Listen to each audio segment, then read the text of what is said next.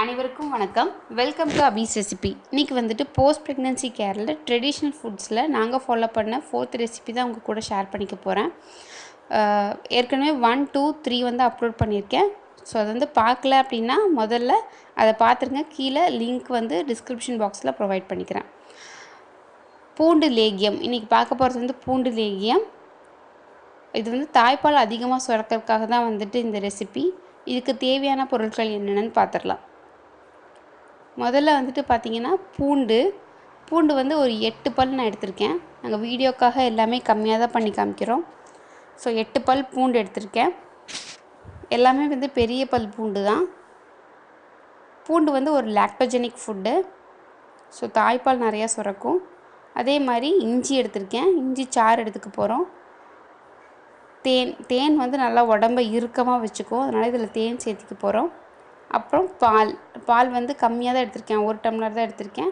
அப்புறம் கருப்பட்டி வந்து எனர்ஜி பூஸ்டர். இதுலேயும் நம்ம சேர்த்திக்க போகிறோம். இஞ்சி வந்து சாறு எடுக்கணும். இஞ்சியும் லாக்டோஜெனிக் ஃபுட்டு தான். இஞ்சி பூண்டு ரெண்டுமே வந்து கோல்ட் காஃப் அதெல்லாம் பிடிக்காமல் நம்மளை நல்லா வச்சுக்கும் பிரெஸ்ட் ஃபீட் பண்ணும்போது. இப்போ நெக்ஸ்ட் வந்து பார்த்திங்கன்னா எப்படி செய்யலாங்கிறத பார்த்துடலாம். பால் நல்லா கொதிக்க விடணும்.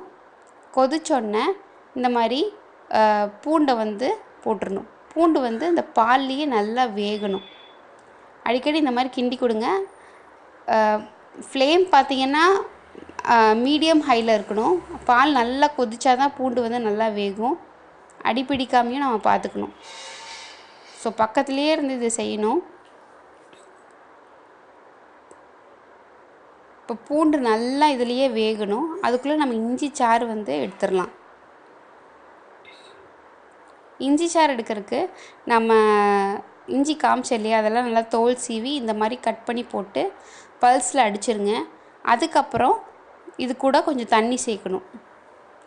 தண்ணி தேவையான அளவு தண்ணி சேர்த்து மறுபடியும் இதை நல்லா மிக்சியில் வந்து அரைச்சிக்கிட்டு சாறை நல்லா தனியாக ஃபில்ட்ரு பண்ணி எடுத்து வச்சுக்கோங்க. இப்போ அரைச்சதுக்கப்புறம் இப்படி இருக்குது. இதை நல்லா இப்போ வந்து ஃபில்ட்ரு பண்ணி எடுத்து வச்சுக்கலாம்.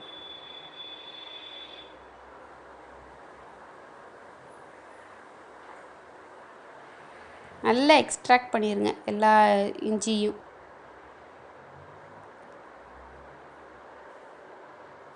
நான் இஞ்சி சாறு சொன்ன ரெசிபிலையும் இந்த மாதிரி இஞ்சியை வந்து ஃபில்ட்ரு பண்ணி தான் எடுக்கணும்.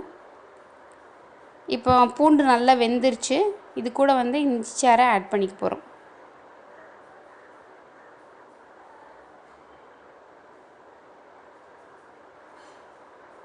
இப்போ இதை நல்லா கொதிக்க விடணும். இப்போ இது நல்லா கொதிச்சிருச்சு. பூண்டு நல்லா வெந்துருச்சு. இதுக்கப்புறம் நல்லா மத்து வச்சு இந்த மாதிரி மசிச்சுக்கோங்க.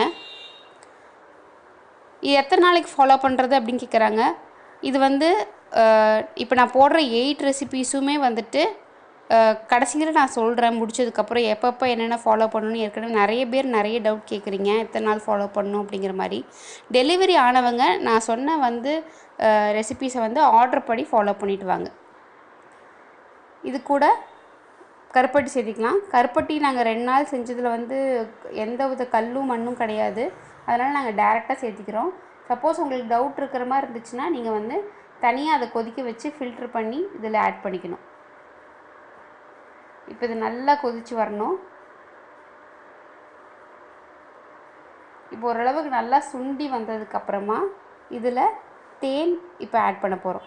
தேன் வந்து பார்த்திங்கன்னா 2 டேபிள் ஸ்பூன் நான் ஆட் பண்ணுறேன்.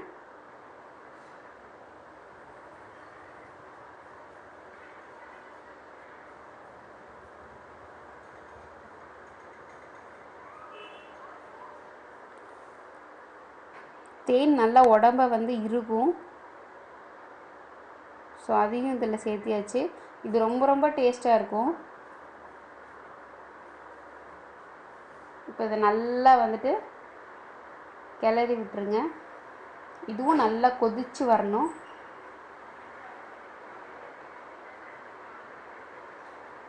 இப்போ நல்லா கொதிச்சிருச்சு.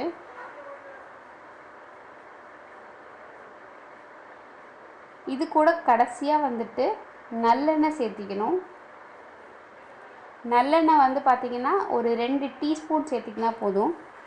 இப்போ இது நல்லா அதாவது இறக்குற ஸ்டேஜில் 2 டீஸ்பூன் வந்துட்டு நல்லெண்ணெய்.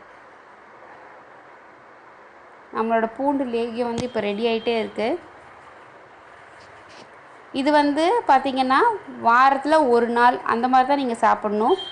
இது தினமும் வந்துட்டு தாய்ப்பால் சுரக்கும்னு சொல்லிட்டு இது சாப்பிடக்கூடாது. ஏன்னா குழந்தைங்களுக்கு சில பேர்த்துக்கு வந்து டேஸ்ட் இது பிடிக்காது. பூண்டு ரொம்ப வந்து காட்டுங்கிறதுனால குழந்த வயிற்றில் கூட வந்து சைட் எஃபெக்ட்ஸ் வரலாம். ஸோ எப்போவுமே பூண்டு நீங்கள் வந்து தினமும் சேர்த்திக்காமல் இந்த மாதிரி வந்துட்டு பல்க் அமௌண்ட்டில் எடுத்துக்கும் போது வீக்லி ஒன்ஸ் எடுத்தால் தான் வந்துட்டு நல்ல ரிசல்ட் கிடைக்கும் உங்களுக்கு. ஸோ ரெடி ஆகிடுச்சு. இதில் ஏதாவது உங்களுக்கு டவுட் இருந்துச்சு அப்படின்னா கீழே கமெண்ட் செக்ஷனில் கமெண்ட் பண்ணுங்கள், நான் ரிப்ளை பண்ணுறேன். இந்த வீடியோ உங்களுக்கு யூஸ்ஃபுல்லாக இருக்குன்னு நினைக்கிறேன். லைக் அண்ட் ஷேர் பண்ணுங்கள். தேங்க்யூ.